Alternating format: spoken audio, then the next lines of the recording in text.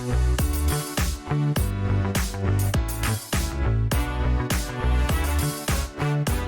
there, everyone. My name is Ryan Ponsetti with eXp Realty, and this is Cam McKeeby with Cardinal Financial. And today we are going to talk about how to shop for a loan and specifically what a loan estimate is.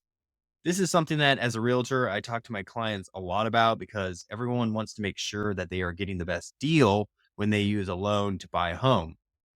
When it comes to loans, there are a lot of talking points, such as interest rates, of course, down payments, there's different loan products, closing costs, and a lot of other things. But what is the most important thing really when it comes to making a decision? Well, that answer lies in the loan estimate. So let's go ahead and get started. Cam, thanks for joining me today. Thank you so much for having me, Ryan. I really do appreciate it. Yeah, so my first question for you here is, what is the difference between a loan quote or pre-qualification letter and a loan estimate? Yeah, absolutely. So, a loan quote or pre qualification is an initial assessment by a lender based on information you provide. It gives you an idea of the loan amount and the terms you might qualify for. A loan estimate, on the other hand, is a more formal document that you receive once you've applied for a loan. It includes a detailed breakdown of the loan terms, including the interest rate, monthly payments, and fees. Okay. So, when can an official loan estimate be provided to the client? An official loan estimate can be provided to the client once they've submitted a loan application with all necessary information, including their income, assets, debts, and property details, which is included within the ratified contract. Okay. Can you explain the key components of a loan estimate for me and why each of them is important for home buyers to understand? Absolutely. So I'm going to go ahead and share my screen here. What I'm going to show you is something from the Consumer Financial Protection Bureau, which is an official United States government entity that has oversight into federal mortgage lending. So this is a loan estimate. So this is what I was talking about, which is going to have some key components to include loan terms, projected payments, and costs at closing. If you look on the second page here, there's a really good detailed breakdown of the different areas so you can really understand going to that closing table what you're going to be paying. So there shouldn't be any surprises at all. I'm going to go ahead and stop sharing my screen. Okay. Yeah, that's super helpful. Thanks. So, how can home buyers effectively compare loan estimates from different lenders to ensure that they're making an informed decision on the best loan options for them? Essentially, how can they compare apples to apples?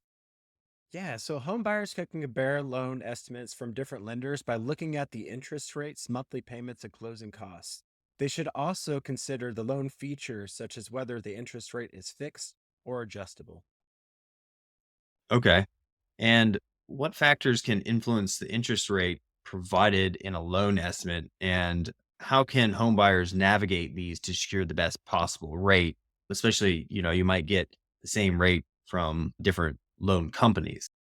That is an excellent question. So, factors that can influence the interest rate include the borrower's credit score, down payment, loan term, and current market conditions.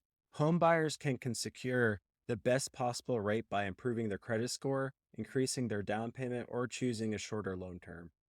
Okay. And how do lenders determine the interest rate they offer to home buyers? And what factors can influence variations in rates among different lenders, like different lending companies? So, lenders determine interest rates based on a variety of factors. These include the borrower's creditworthiness, the type of loan that they're trying to get, and the current market conditions. Variations in rates among different lenders can be due to differences in their cost structures, risk appetites, and competitive strategies. Okay. Are there any common fees or charges that home buyers often overlook when reviewing a loan estimate? And how can they ensure that they are aware of the full real cost of the loan? So, common fees that home buyers often overlook include origination fees, appraisal fees, and title insurance. Home buyers can ensure that they're aware of the full cost of the loan by carefully reviewing that loan estimate and asking the lender about any fees that they don't understand. Okay, so it sounds like communication is with your loan officer is important. Oh, it's paramount. Yes, always be open and communicative with your loan officer.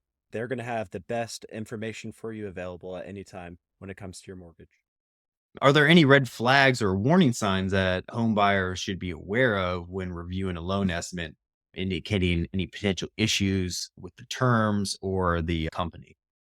Yeah, so red flags when reviewing a loan estimate could include unusually high fees, an interest rate that is much higher than current market rates, or terms that are significantly different from what was initially quoted. Okay, so I think that answers a lot of questions about what to look for during that loan estimate process. And of course, the loan estimate is generated at the beginning, and when you go under contract and you get ratified for a home, and then at the end of that process, we have a closing disclosure, right? So, how does the loan estimate differ from the closing disclosure, and what changes can occur between those two documents during the loan process? The loan estimate is the initial disclosure that outlines the terms of the loan as expected at the time of application. The closing disclosure is a final document that is provided to the buyer just before closing. This is going to include the final loan terms and costs. Changes can occur between these two documents due to changes in the borrower's circumstances, fluctuations in market conditions, or if there's new information obtained by the lender. Okay. So it sounds like in summary, you have your loan quotes from, a lender or maybe a couple, and then you are shopping for a home and you get ratified. And then once you get ratified, then you can get loan estimates, which are closer to the actual cost of the loan. And then you can use those numbers to compare them with the lenders that you may be talking to. And then that will show you which lender may be cheaper than the other one in a real more concrete sense. And then it also sounds like it's pretty similar to what you will be paying out towards the end when you close on the loan and buy your house and get that document called the closing disclosures. Does that sound like a reasonable summary? Absolutely correct. So that initial loan estimate that you get once you ratify and you get that initial loan package of disclosures, that's going to be about an 80% solution.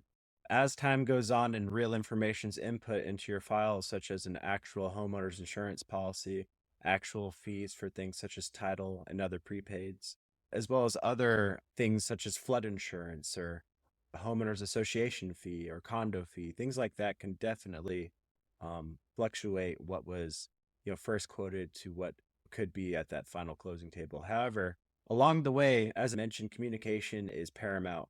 There should be no huge surprises from that initial loan estimate to that final loan estimate in that closing disclosure.